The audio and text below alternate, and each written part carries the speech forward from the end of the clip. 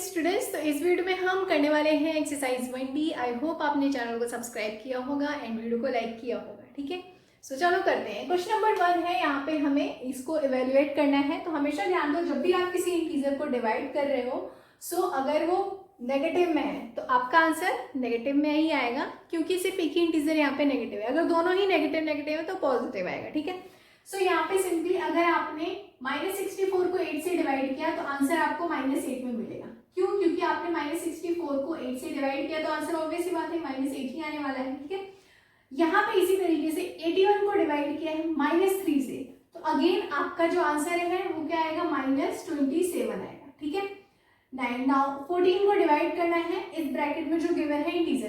तो पहले ब्रैकेट को सॉल्व कर लेते हैं। कैसे? देखो, इस माइनस का मल्टीप्लाई यहाँ पे होगा तो आंसर प्लस हो जाएगा। ध्यान से समझो, मैं बिना लिखे बता रही हूँ। माइनस इंटू माइनस करोगे तो प्लस हो जाएगा। अब प्लस का 5 और माइनस का 7, प्लस का 5 माइनस का 7, तो प्लस माइनस माइनस होता है। सो यहाँ पे 7 माइनस प्लस 5 आंसर हो जाएगा हमारा -2। अब -2 से हमें 14 को डिवाइड करना है। सो हम क्या करेंगे, 14 डिवाइड बाई -2 आंसर हो जाएगा हमारा -7। ठीक है, नाउ इसी तरीके से 42 को हमें पहले इस इंटीजर से डिवाइड करना है, क्योंकि ये दोनों ब्रैकेट में है। 42 को -2 से डिवाइड करोगे तो आंसर -21 आएगा। अब क्या करना है, -21 को हमें डिवाइड करना है -7 से। तब जब दोनों ही जो है इंटीजर माइनस में है तो आपका आंसर प्लस में आएगा, तो यहाँ पे आंसर 3 हो जाएगा। ठीक है, नाउ 39 को 13 से डिवाइड करना है, तो यहाँ पे क्या हो जाएगा, 3 -3 हो जाएगा। और यहाँ पे जब स्मॉल में से बिगर को सब्ट्रैक्ट करोगे तो आपका आंसर क्या हो जाएगा, माइनस में आएगा। तो अगेन माइनस माइनस को डिवाइड करोगे तो आपका आंसर प्लस का 1 आ जाएगा। ठीक है, नाउ 120 को 4 से डिवाइड करना है, सो आंसर क्या हो जाएगा, -30। राइट, डिवाइड बाय, यहाँ पे देखो माइनस है, यहाँ पे भी माइनस है। माइनस इंटू माइनस करोगे तो प्लस हो जाएगा। अब प्लस 6 में से हमें 6, यहाँ पे सॉल्व कर लेती हूँ मैं। यहाँ पे ब्रैकेट में क्या बचेगा, 6 + 9। ठीक है, सो 6 + 9, माइनस इंटू माइनस प्लस हो जाएगा, 6 इंटू 9। हाँ, तो 9 और प्लस 6 क्या हो जाता है, 15। तो -30 को डिवाइड करना है 15 के साथ, तो आंसर -2 हो जाएगा। समझ में आया? ठीक है, नाउ नेक्स्ट क्वेश्चन पे मूव करते हैं हम, जो कि है फिल इन द ब्लैंक्स के फॉर्म में। यहाँ पे सेकंड है, 32 को डिवाइड करना है। कौन से नंबर से डिवाइड करोगे तो आंसर 32 ही आएगा। ऑब्वियसली बात है, 1 से अगर डिवाइड कर रहे हो सो सेम इंटीजर आएगा। Now dash is divided by -54, answer is 1। सो देखो, यहाँ पे नेगेटिव है तो जरूर यहाँ पे भी -54 ही आओगा, तभी आपका आंसर +1 आया है। नाउ व्हाट +1 इक्वल्स टू 99, तो अगेन 98 + 1 करोगे तो 99 हो जाएगा, और कुछ लिया ही नहीं यहाँ पे। डी है -123 divided by what, not defined. कभी भी कोई भी इंटीजर को 0 से डिवाइड करोगे तो वो नॉट डिफाइंड होता है, तो इसलिए यहाँ पे आंसर क्या हो जाएगा, 0 हो जाएगा। 86 डिवाइडेड बाय व्हाट, -1 आया है। सो यहाँ पे हमें -86 को -86 के साथ डिवाइड करोगे तो तभी आंसर 1 पॉसिबल है। -1 डिवाइडेड बाय -1, तभी आपका आंसर जो है 1 आया है। राइट, तो ये था दोनों क्वेश्चन। इसी तरीके से क्वेश्चन नंबर 3 पे मूव करते हैं। यहाँ पे पजल सॉल्व करना है। इस तरीके का आपको फिगर गिवन होगा, टेबल एक तरीके से समझ लो। देखो 27 ऊपर लिखा है, डिवाइड करना है। अब 27 को किससे डिवाइड करोगे, जो यहाँ पे -3 है, यहाँ पे इक्वल होगा। ठीक है, और यहाँ पे जरूर यहाँ पे -9 रहा होगा, तभी आपको आंसर में -9 से 27 को डिवाइड करोगे तो 3 आएगा, और माइनस है इसलिए यहाँ पे माइनस आ जाएगा। यहाँ पे 9 है, यहाँ पे 3 है, तो जरूर यहाँ पे 3 होगा, तभी यहाँ पे 3 हो सकता है। 3 3 9 होता है, इसलिए तो ये तो हमने कंप्लीट कर लिया। यहाँ पे देखो -2 है, यहाँ पे ब्लैंक है, यहाँ पे 3 और यहाँ पे 6 गिवन है, तो यहाँ पे तो पहले इक्वल आएगा और यहाँ पे मल्टीप्लीकेशन आएगा। यहाँ पे -2 इंटू 3 करोगे तो आपको आंसर 6 मिल रहा है। लेकिन एक चीज और ध्यान दो, यहाँ पे हमें प्लस का 6 मिल रहा है, या तो मैंने क्वेश्चन में कुछ मिस्टेक करी होगी।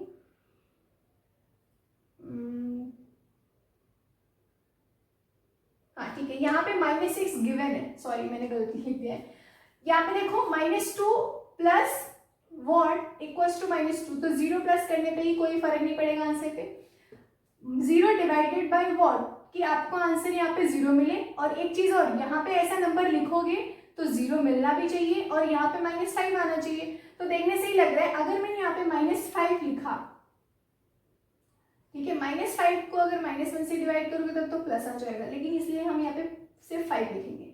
अब देखो कैसे समझो इसको, 0 को 5 से डिवाइड करोगे तो आपका आंसर 0 मिलेगा, राइट। और 5 को -1 में मल्टीप्लाई करोगे तो आपको आंसर -5 मिलेगा। सो हमने यहाँ पे प्रूव कर दिया है एक बार कि ये क्वेश्चन कैसे सॉल्व होगा। आई होप आपको ये क्लियर हुआ होगा, right. So now question number 4 करते हैं, जिसमें ए है शो करना है that division is not associative by considering the integers 18 - 6 3। So associative property क्या होती है आपको पता होना चाहिए कि अगर दो नंबर को ग्रुप किया है, किसी तीसरे नंबर से मल्टीप्लाई करो या फिर ऐड करो तो आंसर सेम आता है। नेक्स्ट टाइम अगर आपने किसी और नंबर के साथ ग्रुप करिए, जैसे मैं समझाती हूँ। चलो, अगर मैंने a प्लस बी किया, बाहर मैंने प्लस सी किया, नेक्स्ट टाइम मैंने b प्लस सी किया और बाहर मैंने a कर दिया, तो दोनों का आंसर सेम ही रहेगा, ठीक है। इसी तरीके से मल्टीप्लिकेशन भी होता है। तो ये तो मैंने एसोसिएटिव प्रॉपर्टी समझा दी। अब ऐसे ही इन्होंने बोला है डिवीजन का शो करना है, कहने का मतलब a को डिवाइड किया b के साथ और बाहर आपने c के साथ डिवाइड किया, तो नहीं बराबर है, ये बराबर नहीं होता। नेक्स्ट टाइम आपने b को c से डिवाइड किया और बाहर आपने a को a से डिवाइड कर दिया, या फिर जो भी यहाँ पे a लिख दो, a डिवाइडेड बाई, इस तरीके से, ठीक है। तो ये नहीं बराबर होता, वही यहाँ पे शो करना है। तो चलो लिख लेते हैं हम 18 डिवाइडेड बाई -6, ठीक है, divided by 3 not equal to 18 divided by bracket में -6 डिवाइडेड बाई 3, ठीक है। तो ये इक्वल नहीं होता, कैसे देखो यहीं पे समझ लो। 18 को -6 से डिवाइड करोगे तो -3 आएगा, -3 को 3 से करोगे तो आंसर 1 आ जाएगा, राइट। अब यहाँ पे 18 बाहर है, -6 को 3 से डिवाइड करोगे तो आंसर क्या आएगा, -2 आएगा। सो यहाँ पे अगर -2 किया, -2 से 18 को डिवाइड किया तो आपका आंसर -9 आ रहा है, तो बराबर नहीं है। इस तरीके से हमने शो कर दिया। बी क्वेश्चन है pair of integers such that x is divided by y, आपका आंसर -5 आना चाहिए। तो इस केस में अगर मैंने 15 को डिवाइड किया -3 के साथ तो आंसर मेरा -5 आ रहा है। इसी तरीके से दूसरा एग्जांपल अगर मैं ले लूँ, -25 को डिवाइड किया 5 के साथ तो आंसर मेरा -5 आ रहा है। इसी तरीके से थर्ड एग्जांपल अगर मैं ले लूँ, -30 या फिर 30 को डिवाइड किया -6 के साथ तो आंसर मेरा -5 आ रहा है। तो इन्होंने 3 पेयर पूछे तो मैंने तीनों करके दिखा, राइट। क्वेश्चन नंबर डी है, इसको मैंने क्वेश्चन लिखा नहीं है, मैं आपको ऐसे ही समझा दे रही हूँ कि इन्होंने कहा क्या है। मैं एक बार रीड करके बता दूँ आपको कि profit earn on selling smartphone is 2500 पर पीसेस, 2500 रुपये जो है एक पीस के स्मार्टफोन पे फायदा हो रहा है उसको। इसी तरीके से कीपैड अगर वो सेल कर रहा है तो 900 रुपीज़ का per piece. During a month shopkeeper को पूरा प्रॉफिट हो रहा है 17,900, 17,900 का। If he sold 5 smartphones, then how many keyboards did he sell? तो कहने का मतलब यहाँ पे लिख दिया मैंने, प्रॉफिट उसको स्मार्टफोन पे 2500 का हो रहा है एक, प्रॉफिट ऑन कीपैड, यहाँ पे मैंने कीबोर्ड लिख दिया तो कीपैड कर लेना 900 रुपीज़ का। नेट प्रॉफिट 17,900 का है। अगर 5 स्मार्टफोन अगर उसने बेचे हैं तो उसने पूछा है कि कितने कीपैड उसने सेल किए, तो 5 का निकालना था, 5 का करोगे तो यहाँ पे क्या हो जाएगा 5 × 2500, 25 पंजे होता है 125 और 0 लगा दो। इसका मतलब है इतने का तो उसने स्मार्टफोन सेल कर दिया और टोटल इतना था, तो हम सब्ट्रैक्ट कर देंगे 17,900 - 12500, आंसर क्या आ जाएगा। जब इतने का उसने स्मार्टफोन ही सेल किया है तो 17 में से 12 गया 5 और 9 में से 5 गया 4, 5400 रुपये और बच रहे हैं। तो इसका मतलब है 5400 रुपये जो प्रॉफिट हुआ है वो उसको कीपैड पे हुआ है, और एक कीपैड का क्या दाम है 900, तो 900 से डिवाइड कर दो तो यहाँ पे 0 से 0 कैंसिल हो जाएगा और 9 6 होता है 54। इसका मतलब है कि 6 कीपैड उसने सेल किए होंगे, है ना। हेंस यहाँ पे लिखो, हेंस ही सेल 6 कीपैड, तो आप यहाँ पे मेंशन कर लेना, राइट। क्वेश्चन नंबर ई है यहाँ पे, मैं आपको बताती हूँ। People from village move to cities to seek employment opportunities, जाहिर सी बात है लोग एम्प्लॉयमेंट के लिए शहर जाते हैं। How many years will it take to 1216 people from village to move a city at the rate of 152 per year, find the number of people who move to cities in 3 years. मैंने यहाँ पे लिखा है 1 साल में लोग जो है गाँव से शहर गए हैं 152, तो फर्स्ट क्वेश्चन इन्होंने पूछा है 1216 पीपल कितने साल में जाएंगे, तो यहाँ पे 1216 को डिवाइड कर दो 152 से, तो अब इसको डिवाइड करने के बाद आपको सिंपली 8 ईयर्स आ जाएगा। ठीक है, कैसे, अब 152 में 8 का मल्टीप्लाई करोगे तो 1216 आता है, 8 2 16 के 6, 8 5 40 प्लस 1 41, 8 1 10, हाँ ठीक है 8 ईयर्स लग जाएंगे। अब इन्होंने दूसरा क्वेश्चन पूछा है कि इन हाउ मेनी ईयर्स, हाँ इन 3 ईयर्स, इन 3 ईयर्स, तो यहाँ पे लिख दो इन 3 ईयर्स पीपल